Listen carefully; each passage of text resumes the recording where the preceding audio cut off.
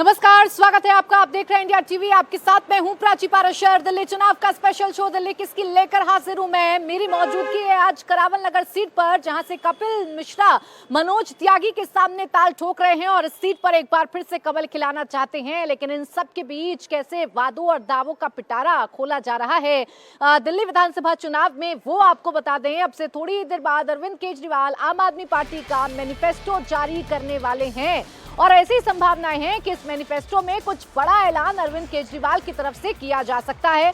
आपको याद दिला दें कि मैनिफेस्टो से पहले ही अरविंद केजरीवाल कई बड़ी बड़ी योजनाओं की घोषणा कर चुके हैं। 2100 रुपए महिलाओं को देने का वादा है, बुजुर्गों को संजीवनी कार्ड देने का वादा है, स्टूडेंट्स के लिए भी जो वादों का पिटारा है वो अरविंद केजरीवाल की तरफ से खोला गया है। चुनाव जीतने पर छात्रों को बसों में फ्री सफर और दिल्ली मेट्रो में किराए में 50% छूट की बात अरविंद केजरीवाल कर चुके हैं। केजरीवाल लगभग रोज रोज कोई ना कोई नया ऐलान करते हैं। कभी चिट्ठी अरविंद केजरीवाल की तरफ से लिखी जाती है तो कभी वो अपनी बातों को पीएम मोदी के सामने भी रखते हैं। अब देखना ये होगा कि आज जो मैनिफेस्टो आम आदमी पार्टी का जारी होगा उसमें क्या बड़ा और नया ऐलान अरविंद केजरीवाल करेंगे। आज आम आदमी पार्टी अपना मैनिफेस्टो जारी करने जा रही है, लेकिन आपकी तरफ से लोक लुभावने वादे करने का सिलसिला चुनावों की तारीख का ऐलान होने से पहले ही जारी है। आपने सबसे पहले जिस बड़ी योजना की घोषणा की थी, जो सबसे चर्चित योजना रही थी, वो थी महिलाओं को लुभाने वाली, जिसमें महिलाओं को 2100 रुपए देने का वादा अरविंद केजरीवाल ने किया था और बाकायदा इसके लिए महिलाओं से फॉर्म तक भरवा लिए गए थे। इसके अलावा 60 साल से अधिक उम्र के बुजुर्गों को मुफ्त इलाज का जो वादा है वो भी अरविंद केजरीवाल की तरफ से किया जा चुका है। इसके बाद केजरीवाल पुजारियों और ग्रंथियों को लुभाने के लिए भी योजना का ऐलान कर चुके हैं। 18,000 सम्मान निधि का जो ऐलान है वो अरविंद केजरीवाल की तरफ से किया गया। आपको जानकारी दे दें, छात्रों को बसों में मुफ्त टिकट और दिल्ली मेट्रो में किराए में 50% छूट की बात भी अरविंद केजरीवाल कह चुके हैं। तो ये एक तरफ अरविंद केजरीवाल आज क्या ऐलान करेंगे इस पर सभी की निगाहें हैं, तो दूसरी तरफ जिस शीश महल के मुद्दे पर आम आदमी पार्टी को घेरने की कोशिश भारतीय जनता पार्टी कर रही है, वो शीश महल का मुद्दा आज एक बार फिर से चर्चाओं में है। बाकायदा एक वीडियो बीजेपी के पेज से जारी की गई है और इस वीडियो में अरविंद केजरीवाल के शीश महल के अंदर के कुछ और अंशों को दिखाया गया है। तो शीश महल को लेकर बीजेपी ने आम आदमी पार्टी पर एक बार फिर से अटैक कर दिया है। केजरीवाल का शीश महल दुनिया में फेमस, ये संबित पात्रा ने कहा। शीश महल के हर कोने में हीरे जवाहरात लगे हैं, शीश महल में 6 करोड़ के पर्दे लगे हैं, ये दावा किया गया है भारतीय जनता पार्टी की तरफ से। तो बीजेपी लगातार इन चुनावों में शीश महल को एक बड़ा मुद्दा बता रही है, अरविंद केजरीवाल पर निशाना साधती है और ये बताने की कोशिश की जाती है कि कैसे शीश महल पर करोड़ों रुपए अरविंद केजरीवाल ने उस वक्त खर्च किए जब दिल्ली कोरोना से जूझ रही थी। क्या कहा बीजेपी ने, क्या नए आरोप लगाए, आपको सुनवाते हैं। बार बार बोलने के बाद भी मुझे तो मेरी आंखें फट जाती है। सोफा रिक्लाइनर 10 लाख की सोफा, स्मार्ट टीवी 20 लाख का, कर्टन 6 करोड़ का, ओवन 9 लाख का, Toto toilet 12 lakh, fridge 9 lakh, massage कुर्सी 4 lakh, 3 hot water generator 23 lakh. हम तो मिडिल क्लास लोग हैं ना, ये हम विश्वास भी नहीं कर पाते हैं। 6 करोड़ के पर्दे कल टीवी पे चल रहा था, माननीय अध्यक्ष जी, कल जब टीवी पर ये चल रहा था 72 ऐसे भूल गया। नहीं, बहुत बड़ी संख्या है। मतलब उस घर के हर कोने में हीरे जवाहरात लगे, अभी क्या क्या दिखाएंगे। इसलिए हमने जितना कहना था उतना ही कहा है। शीश महल तो पूरे विश्व में प्रसिद्ध हो चुका है। अब देखिए, शीश महल के कारण तो घोटाला हुआ ही। 125 करोड़ रुपए इस परियोजना में घोटाला किया और उसके साथ ही जब कोरोना में हम लोग सब सेवा में लगे हुए थे, संगठन ही सेवा पर्व हमारा चल रहा था, पूरी दिल्ली में त्राहिमाम त्राहिमाम हो रहा था, उसमें डबल एक्सेल की शर्ट और रेनॉल्ड का पेन लगा करके अरविंद केजरीवाल जी 45 करोड़ रुपया अपना ही घर के रिनोवेशन के लिए खर्चा कर रहे थे। डबल एक्सेल शर्ट भूलते नहीं है, डबल एक्सेल शर्ट पहन करके डबल खर्चा करप्शन का कैसे करना है ये इनको अच्छे से पता है। तो भारतीय जनता पार्टी न सिर्फ आरोप लगा रही है बल्कि बाकायदा वीडियो भी लगातार शीश महल के जारी किए जाते हैं। आज एक नया वीडियो जो कि 14 मिनट का है वो भारतीय जनता पार्टी की तरफ से रिलीज किया गया है और इसमें शीश महल के कुछ और हिस्सों को दिखाया गया है। इसमें बताया गया है कि इस घर में केजरीवाल कैसे रहते थे। बीजेपी का दावा यह है कि 50,000 गज में करीब 45 करोड़ रुपए खर्च करके अरविंद केजरीवाल ने आलीशान आवास बनाया है। बीजेपी का आरोप यह है कि शीश महल जो है वो उसके अंदर तमाम सुख सुविधाएं हैं जो किसी 5 स्टार होटल यानी कि 5 स्टार होटल में होती हैं। बीजेपी का दावा है कि इसके भीतर मिनी बार और जिम भी है। दिल्ली चुनाव में शीश महल एक बड़ा चुनावी मुद्दा बन चुका है और इस बीच नया वीडियो भारतीय जनता पार्टी की तरफ से जारी किया गया है और इस वीडियो में अरविंद केजरीवाल के घर के अंदर के कुछ और हिस्सों को दिखाया गया है। इससे पहले जिम की तस्वीरें जारी की गई थी, अब अंदर की तस्वीरें जारी करके अरविंद केजरीवाल पर निशाना साधा गया है भारतीय जनता पार्टी के द्वारा। इस बीच एक तरफ शीश महल का मुद्दा है, अरविंद केजरीवाल आज क्या नई घोषणा करने वाले हैं इस पर सभी की निगाहें हैं, तो दूसरी तरफ मौलवियों को सैलरी देने का मामला अब एक बड़ा रूप लेता जा रहा है क्योंकि मौलवी जो हैं वो लगातार आरोप लगा रहे थे कि केजरीवाल सरकार ने जो वादा उनसे किया था उसके तहत उन्हें 17-18 महीने से सैलरी नहीं दी गई है। आपको जानकारी दे दें कि दिल्ली में मौलवियों ने एलजी से मुलाकात की है। ये मुलाकात पुरानी दिल्ली के एंग्लो अरेबिक स्कूल में हो रही है। इस दौरान मौलवियों ने दिल्ली के एलजी की तारीफ की है। एलजी के सामने मोतीलाल नेहरू मस्जिद के इमाम मौलाना अरशद नदवी ने कहा कि एलजी जो कहेंगे हम उसका पालन करेंगे। दिल्ली के मौलवी अपनी सैलरी को लेकर एलजी से मिलने पहुंचे क्योंकि पिछले 17 महीने से दिल्ली के मौलवियों को सैलरी नहीं मिली है। आपकी सबसे बड़ी खूबी यह है कि जब से वो हमारे सूबे के लेफ्टिनेंट गवर्नर की हैसियत से वो यहां तशरीफ लाए हैं, उस वक्त से गवर्नर हाउस को, राजनिवास को उन्होंने हर खास व आम के लिए खोल दिया है। वरना मैं ये कहता हूं कि 20 साल से मैं भी इसी दिल्ली के अंदर हूं।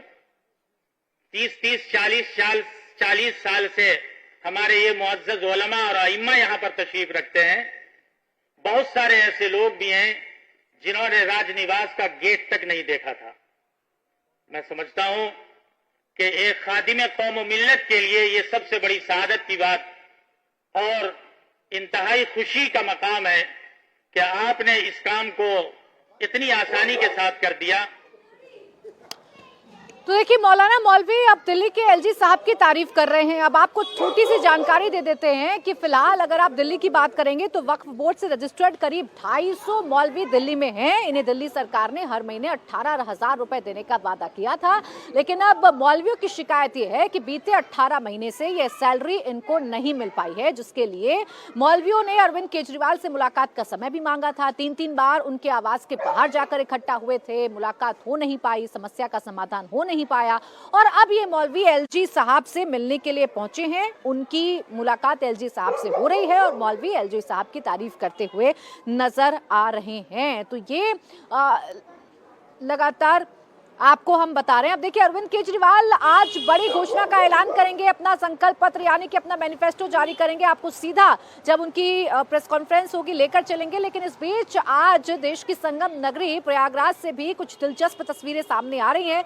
एक एक करके राजनेताओं की संगम में डुबकी लगाने की तस्वीरें सामने आ रही हैं। कल अखिलेश यादव ने डुबकी लगाई, आज गृह मंत्री अमित शाह प्रयागराज पहुंच चुके हैं, संगम नगरी पहुंच चुके हैं और संगम में यानी महाकुंभ में गृह मंत्री अमित शाह डुबकी लगाएंगे। मुख्यमंत्री योगी आदित्यनाथ ने अमित शाह का स्वागत किया है। अब से थोड़ी देर में वो संगम में डुबकी लगाएंगे। अमित शाह स्नान के बाद बड़े हनुमान जी के दर्शन करेंगे, पूजन करेंगे। इसके बाद शंकराचार्यों और संतों का भी आशीर्वाद गृह मंत्री अमित शाह लेंगे। तो गृह मंत्री अमित शाह प्रयागराज पहुंच गए हैं, संगम नगरी पहुंच गए हैं और यहां पर उनका स्वागत मुख्यमंत्री योगी आदित्यनाथ की तरफ से किया गया है। आपको याद दिला दें कि 22 जनवरी को मुख्यमंत्री योगी आदित्यनाथ ने अपनी पूरी कैबिनेट के साथ संगम में डुबकी लगाई थी। वो तस्वीरें काफी वायरल हुई थी। हालांकि उसके बाद अखिलेश यादव, सपा मुखिया अखिलेश यादव भी संगम नगरी पहुंचे, उन्होंने भी संगम में डुबकी लगाई, कटाक्ष भारतीय जनता पार्टी पर किया। लेकिन इस बीच आज गृह मंत्री अमित शाह संगम नगरी पहुंच चुके हैं, कुंभ नगरी पहुंच चुके हैं। संगम में स्नान करेंगे गृह मंत्री अमित शाह। इनका स्वागत किया है मुख्यमंत्री योगी आदित्यनाथ ने। इसके साथ ही साथ साधु संतों से भी मुलाकात करेंगे, उनका आशीर्वाद भी लेना है गृह मंत्री अमित शाह को। इसके अलावा जो हनुमान जी का मंदिर है, वहां पर भी दर्शन करने के लिए गृह मंत्री अमित शाह जाएंगे। तो इस वक्त कुंभ नगरी अट्रैक्शन का पॉइंट बना हुआ है, जहां एक तरफ देश विदेश से करोड़ों श्रद्धालु संगम में डुबकी लगाने के लिए पहुंच रहे हैं, तो वहीं बड़े बड़े राजनेता भी डुबकी लगाने के लिए पहुंच रहे हैं। लेकिन ये डुबकी कितनी सियासी हो जाती है बयानों के बाद, ये भी आप देख सकते हैं। पिछले कई दिनों से संगम नगरी को लेकर जिस तरीके की बयानबाजी और स्नान को लेकर जिस तरीके की बयानबाजी की जा रही है, तो देखिए एक तरफ संगम नगरी में गृह मंत्री अमित शाह को लेकर हलचल बढ़ी हुई है, तो आज दिल्ली में जहां मैं मौजूद हूं, वहां हलचल सबसे ज्यादा इसी बात को लेकर है कि आज अरविंद केजरीवाल के पिटारे से किस बड़ी योजना का ऐलान हो सकता है। आज वो अपने मैनिफेस्टो में क्या बड़ा ऐलान करेंगे, क्योंकि पहले ही वो अपना जो पिटारा है वो खोल चुके हैं। देखिए एक तरफ दिल्ली में सियासी दंगल चल रहा है, तो वहीं उत्तराखंड में यूसीसी को लेकर अब इतिहास बनने जा रहा है। उत्तराखंड में आज इतिहास बनने जा रहा है। आज से उत्तराखंड में यूनिफॉर्म सिविल कोड लागू होने जा रहा है। उत्तराखंड यूसीसी लागू करने वाला देश का पहला राज्य बनने जा रहा है और ये इतिहास उत्तराखंड के नाम दर्ज होगा। धामी सरकार ने यूसीसी को लेकर तमाम औपचारिकताएं पूरी कर ली हैं। थोड़ी देर में सीएम पुष्कर सिंह धामी इसका औपचारिक ऐलान करने वाले हैं। सीएम धामी यूसीसी का वेब पोर्टल भी लॉन्च करेंगे। खास बात यह है कि 28 जनवरी को प्रधानमंत्री मोदी राष्ट्रीय खेलों का उद्घाटन करने उत्तराखंड आ रहे हैं। ऐसे में उत्तराखंड सरकार ने पीएम के दौरे से एक दिन पहले ही यूसीसी लागू करने का ऐलान कर दिया है। तो उत्तराखंड एक इतिहास रचने जा रहा है। यूसीसी लागू होने के बाद आज से उत्तराखंड में बहुत कुछ बदल जाएगा। शादी तलाक मेंटेनेंस, संपत्ति का अधिकार, गोद लेने का अधिकार, लिव इन रिलेशनशिप, बहुविवाह, इन सब मामलों में अब सबके लिए एक जैसे नियम उत्तराखंड में लागू रहेंगे। पहला राज्य है जिसने यूसीसी का मसौदा न सिर्फ तैयार किया, बल्कि अब इसे पटल पर रखने की जो तमाम तैयारियां हैं वो पूरी हो चुकी हैं और आज से यूसीसी उत्तराखंड में लागू होने जा रहा है। इसका वेब पोर्टल भी उत्तराखंड के सीएम पुष्कर सिंह धामी लॉन्च करेंगे और इसके साथ ही आज उत्तराखंड में बहुत कुछ बदल जाएगा। शादी तलाक, मेंटेनेंस, लिव इन रिलेशनशिप, बहुविवाह, इन सब को लेकर सबके लिए एक जैसे नियम उत्तराखंड में लागू हो जाएंगे। उत्तराखंड में आज से यूसीसी लागू हो रहा है, उसके बाद क्या क्या बदलेगा आपको सिलसिलेवार तरीके से बताती हूँ। तलाक के मामले में सिर्फ कानूनी प्रक्रिया चलेगी, पति पत्नी को बराबर का हक मिलेगा। अब से बहुविवाह गैर कानूनी हो गया है, यानी 4 शादी वाला सिस्टम कानून खत्म हो जाएगा। हलाला और इद्दत प्रथा पर भी पाबंदी लग गई है। लड़कियों की शादी की न्यूनतम उम्र भी सबके लिए बराबर हो गई है। शादी के लिए लड़की की उम्र 18 और लड़के की 21 होना जरूरी है। उत्तराखंड में शादी के साथ साथ लिव इन रिलेशनशिप का रजिस्ट्रेशन कराना भी जरूरी होगा। उत्तराधिकार और विरासत के नियमों में भी बदलाव हुआ है। अब हर धर्म के बेटे और बेटियों को बराबर का हक मिलेगा। गोद लेने का अधिकार भी अब सभी धर्मों के लिए बराबर हो गया है। दूसरे धर्म के बच्चों को गोद नहीं लिया जा सकता। ये सब नियम उत्तराखंड में आज से लागू हो जाएंगे। अब आपको ये जानकारी दें कि ये यूसीसी का जो वादा था